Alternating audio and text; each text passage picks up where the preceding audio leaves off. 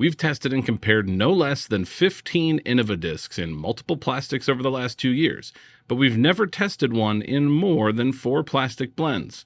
Until today. So let's see how these 6 Rhinos, 8 Mako 3s, and 7 Beasts fly, because the plastic is in the details.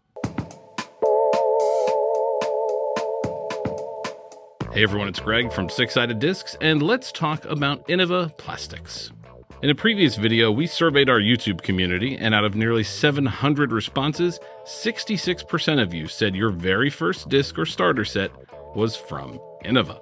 And this is no accident, because Innova very intentionally places their products in brick and mortar locations near parks with disc golf courses, such as gas stations, small and large sporting goods retailers, as well as big box stores like Walmart. As a result, people that are buying their very first disc often just happen to be buying an Innova disc. And being the brand that introduces someone to disc golf has significant advantages. Players that continue playing disc golf often remember their very first discs, and after a while they'll invoke a feeling of nostalgia. There's also a sense of brand loyalty. Many people that start with one brand will continue to buy those discs, if for no other reason than the fact that they are just comfortable and they know that brand. But there's one slight issue that I encounter when I talk to newer players at our pop-up shops. They don't realize just how different these plastics are. For example, I have on numerous occasions had someone looking to get a newer version of a disc that they already had. Maybe they lost the old one, or it's really beat up and they just want a new one. So they show me their beat up DX Firebird, pull a Champion Firebird off the shelf and say, "Hey, can I just use this?" And the answer is no, these discs will fly nothing like each other. And not just because the DX Firebird is all beat up. In fact, we've tested these exact discs against each other before, and they flew like this. But as I mentioned earlier, this isn't the first time that we've compared Innova plastics side by side. In fact, for one of the first times ever, I went back through dozens of old videos and put together a list of what Innova plastics we've put head to head and how they compared. And here are the results. Now, this might be a bit intense to look at first glance, but bear with me while I explain. Each row here represents a disc that we've tested. In the table on the right, we see what plastics we tested and which ones were more over or understable compared to the others. For example, when we tested the Innova Firebird in June of 2023, Champion plastic was the most overstable, while the Star Firebird we had was surprisingly understable. And that result was unexpected, because we typically expect base plastics to be more understable than premium plastics. Or should we? Because if we look at the other times we've tested DX plastic, it was more understable for the Rock, more overstable for the Anubis and Rhino, and more understable for the T-Bird. Now there are some trends that are a little easier to see here on the chart. Champion plastic is almost always one of the more overstable blends, as is Halo Star.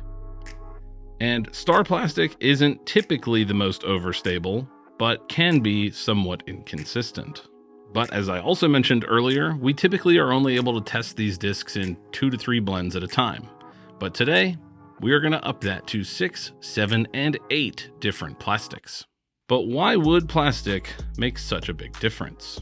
Well, again, as we've mentioned in previous videos, every plastic blend has different physical properties. How stiff or flexible it is, how grippy it is or dense it is, and a strong, flexible, dense plastic can have a lighter flight plate. And while a lighter, stiffer plastic that's not as strong needs a thicker flight plate so it won't break. This means you get different weight distributions and therefore different flight characteristics. The type of plastic used can also change how a disc cools, and whether they come out flat, domey, or somewhere in between. And this both affects the overall shape of the disc and the wing, but also the parting line height as well. As it's the easiest way to get a hold of as many different plastics as possible, we're going to be using some factory seconds from Innova today. Factory seconds are discs that didn't meet Innova's quality standards, typically due to cosmetic issues, like blemishes in the plastic or inconsistent colors. In rare circumstances, it can also include physical defects, though today's discs have been inspected to ensure they have only cosmetic issues that wouldn't affect the flight of the disc. Now though, let's get back to today's test and what we'll be looking for. Specifically, we want to know, is there a consistent difference between base plastic and premium plastic? We also want to know if Halo Star and Champion, which we have for each of these 3 molds, continue to show that reliable overstability compared to other blends. And finally, we want to see if we can identify any other trends among all these different plastics. But before we dive in with our 6 rhinos, a friendly reminder that you can purchase the discs we test in our videos while supplies last at sixsidediscs.com or at the link in the video description. And I should also mention that we carry tons of new discs, new releases, all your favorite brands, plus mystery boxes, apparel, accessories, and more. Plus, channel members can get 5, 10, or 20% off all orders from our website as well. And both help support the content we create. Click the join button below to learn more about becoming a member. Enough about that, let's get to these rhinos. The 6 rhinos that we're testing today include DX Plastic, which is Innova's least expensive base plastic, R Pro, a mid-grade base plastic that's tacky and a bit more flexible than DX, Nexus, a stiffer but still tacky base plastic, G-Star, a flexible, grippy premium blend, Champion, a stiff, translucent premium plastic, and finally, Halo Star, which is a variation on their standard Star plastic. Now that we know our contenders, let's get throwing. First up is our Nexus Rhino, which pushes quite a bit straighter than I expected a Rhino would. And it also went much farther than I expected as well, pushing beyond 300 feet. Next is our Champion Rhino, which shows us a more typical Rhino flight. No glide, minimal distance, and at least some fade. But again, probably a little less than expected. Keep in mind, we're judging these flights based on the flight numbers of 2103. So those first two had quite a bit of glide and not so much of that fade we were expecting. Slightly more overstable than our Champion Rhino was our DX Rhino. Even though Josh threw it low, it still found time to fade much harder than the Nexus or Champion plastics. Up next is G-Star plastic. And honestly, I don't think I've ever felt, seen, or thrown a G-Star Rhino before. But despite a slightly late release, the G-Star Rhino is super overstable, quickly and aggressively fading out. And that's much more like what we were expecting. Even more overstable than G-Star was R Pro. The R Pro Rhino was the most overstable base plastic that we tested. It had a sharp and aggressive fade on every throw. Finally, we have the Halo Star Rhino, which was just a tad more overstable than the R Pro, starting to fade almost the second that it left Josh's hand. Which leaves us with some interesting results for the Rhino. Champion wasn't the most overstable, in fact, it was quite the opposite. And we also alternated between premium and base plastic each time as the stability increased. So will any of that hold true for our mid-range?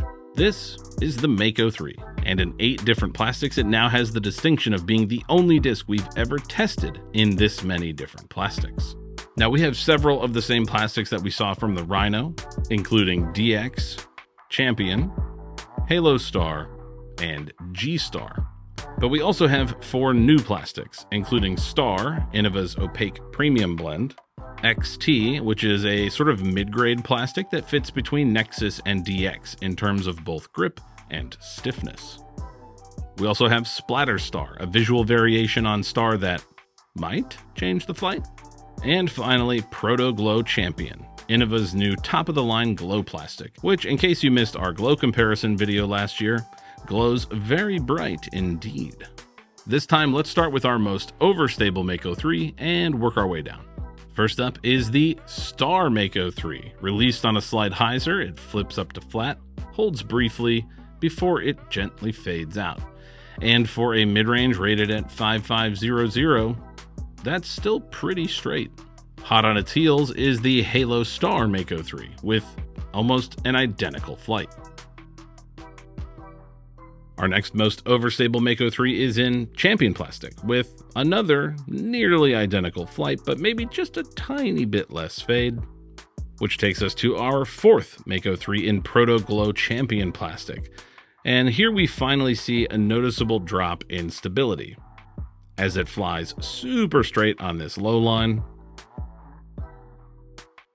and flips to flat and holds before a minimal fade on this higher line. Flying slightly straighter than the Proto Glow Champion is our G-Star Mako 3. It holds straight a bit longer before a minimal fade. But after 5 quite similar flights, this is where things start to take a turn. Literally, they turn over. The Splatter Star Mako 3 from Heiser turns over and pushes out before it finds just a little bit of late stability, while the XT Mako 3 turns even more before a tiny push forward at the end. And finally, the DX Mako 3, which was so understable it turns over and burns out for the shortest flight of them all. So let's check in on the Mako 3 comparison spreadsheet, and surprisingly, Star Plastic took the win by a whisker, but it was pretty much the same as Halo Star and Champion, all flying slightly overstable. While Protoglow and G-Star were quite straight, and Splatterstar, XT, and DX all had a lot more turn. Before we get into analyzing any trends there, let's take a look at our final disc, the Innova Beast. The Beast is a 10-speed driver, rated with 5 glide, -2 turn, and 2 fade. And we're comparing it in a total of 7 different plastics, including 5 plastics we've already seen: Halo Star, Champion, Star, G-Star, and DX. And no, this is not an orc, it's just a misprint Beast. But we also have 2 new plastics: I-Dye Champion, which in theory should just be a dyed Champion plastic and ought to fly the same. And we also have Pro Plastic, which is a mid-grade premium plastic that's a little bit softer and less durable than Star. And without further ado, let's get these beasts in the air. The beast that flew the most like its -2 turn and 2 fade flight numbers was in Champion plastic. At high speed, the Champion Beast drifts right before getting a pretty solid low speed fade.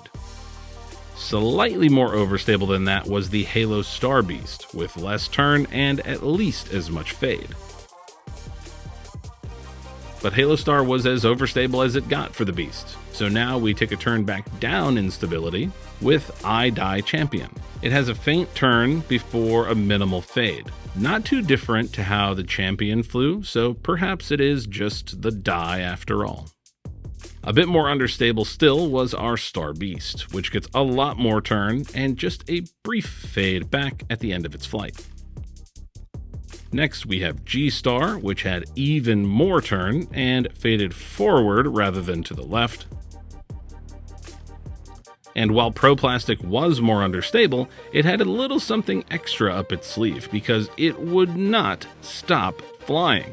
In fact, this beast flew farther than any disc we threw in our recent Flight Numbers Don't Matter video on destroyers, clocking in at about 485 feet.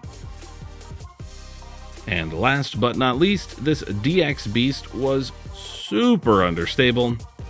Even when I asked Josh to add a bunch of extra hyzer angle, it still flipped up and turned over with ease.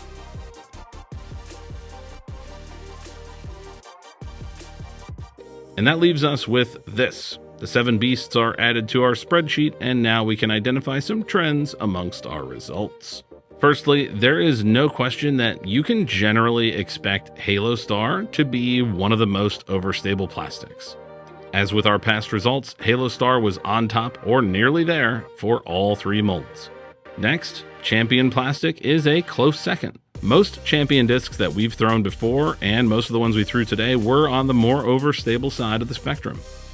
Conversely, DX Plastic continues to be pretty reliably the most understable plastic blend that Innova has on the market, which makes sense because it's both entry-level in terms of price and stability. Finally, the rest are somewhere in between. G-Star tends to hit that middle-of-the-road stability, while Star can work for most players most of the time. Though that being said, Star is by far the least consistent performer. I'm curious what you all think of our test and the results that we found. Would you like to see this same approach with other brands or even more Innova discs? Let us know in the comments below. And also comment below your experience with Innova plastics and stability. Remember, the plastic is in the details. And most of these Rhinos, Beasts, and Mako 3s are available while supplies last on our website at sixsideddiscs.com. For Six Sided Discs, I'm Greg. We'll see you in the next one. We've tested and compared no less than 15 Innova discs in multiple plastics. We've tested and compared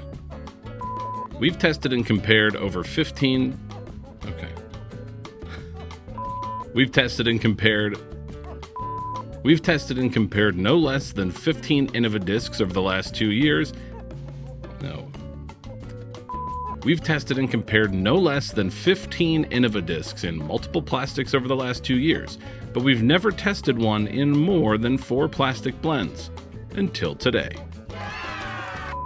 As a result, people that are buying their very first Innova... But as I mentioned earlier, this isn't the first time we're going to compare... While Pro Plastic was more understable, it had a little something else up its sleeve as well. Sorry. Come on. My bad. Thanks, man.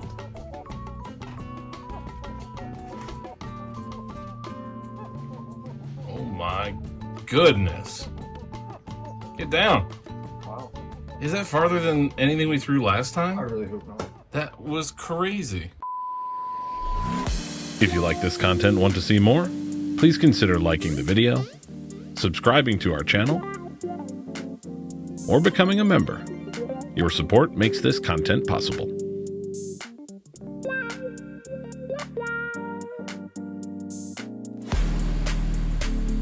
Yeah.